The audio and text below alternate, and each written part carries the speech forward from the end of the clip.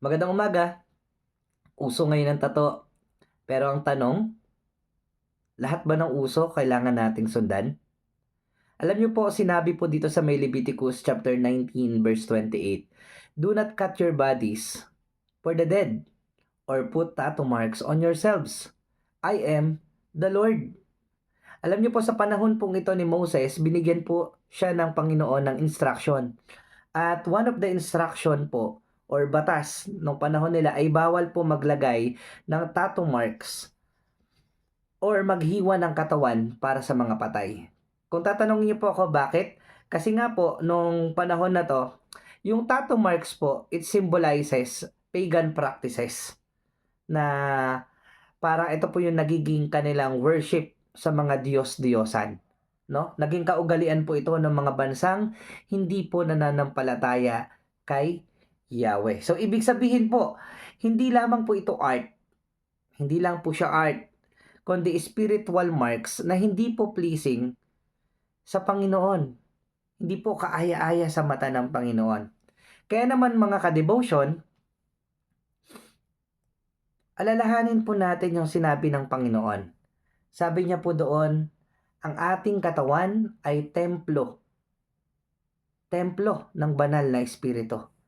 At yan po ay sinabi po sa 1 Corinthians chapter 16 verse 19 to 20.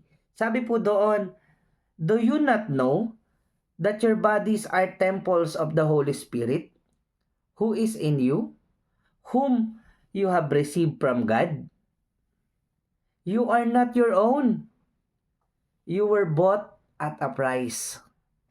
Therefore, honor God with your bodies."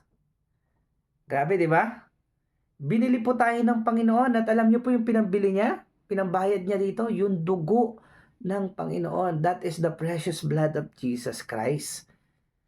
Kaya naman mga kapatid, mga ka-devotion, bago po tayo magdesisyon kung magpapatato tayo or may gagawin tayo, maghihiwa tayo ng katawan, or kung ano man yung bagay na gagawin natin, ask the Lord kung mag-glorify ba siya sa mga gagawin mo or hindi. Tanungin po muna natin yung Panginoon.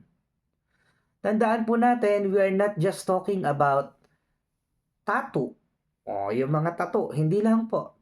We're talking also about lifestyle, yung mga clothings natin, and of course, yung mga online actions natin. Lalo ngayon na mabuhay tayo on the digital age, no? Kaya we have to watch also ourselves na hindi po tayo mag-fall.